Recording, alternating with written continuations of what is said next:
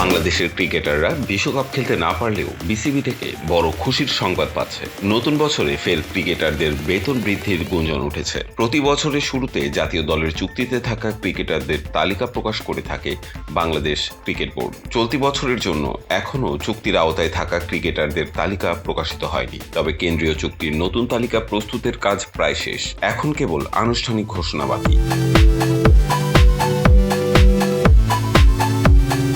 সবশেষ গত বছর বাংলাদেশ জাতীয় দলের 22 ক্রিকেটার কেন্দ্রীয় চুক্তিতে জায়গা পেয়েছিল। এবার সেটি বাড়িয়ে 27-এ উন্নীত করার ঘোষণা দিয়েছে বিসিবি। একই সঙ্গে ক্রিকেটারদের বেতন বৃদ্ধি হতে পারে বলেও জানিয়েছে বিসিবি। সেক্ষেত্রে নতুন করে বেশ কয়েকজন ক্রিকেটার নতুন চুক্তিতে জায়গা পাবেন। সেই তালিকায় আছেন তরুণ বেশ কিছু ক্রিকেটার। তারা হলেন সাইফ হাসান, হাসান মুরাদ, পারভেজ হোসেন ইমন ও তানভীর ইসলামরা প্রথমবারের মতো যুক্ত হতে যাচ্ছেন বোর্ডের কেন্দ্রীয় চুক্তিতে।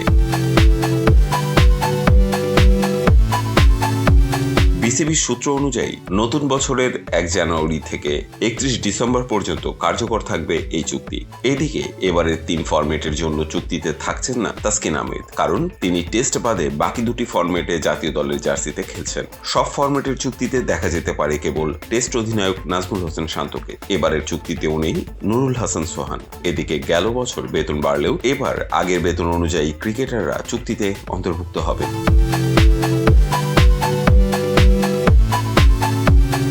এবার এক নজরে দেখে নেওয়া যাক কারা থাকছে চুক্তিতে। নাজমুল হোসেন শান্ত, লিটন কুমার দাস, তাসকিন আহমেদ, মেহেদী হাসান মিরাজ, মুশফিকুর রহিম, মমিনুল হক, তাইজুল ইসলাম, মুস্তাফিজুর রহমান, তাহিদ হৃদয়, হাসান মাহমুদ, নাহিদ রানা, সাদমান ইসলাম, সৌম্য সরকার, জাকের আলী অনিক, তানজিদ হাসান তামিম, শরীফুল ইসলাম, রিশাদ হোসেন, তানিম হাসান সাকিব, শেখ মেহেদী হাসান, নাসুম আহমেদ, খালেদ আহমেদ, পারভেজ হোসেন ইমন, সাইফ হাসান, নাইম হাসান, তানভীর ইসলাম ও হাসান মুরাদ।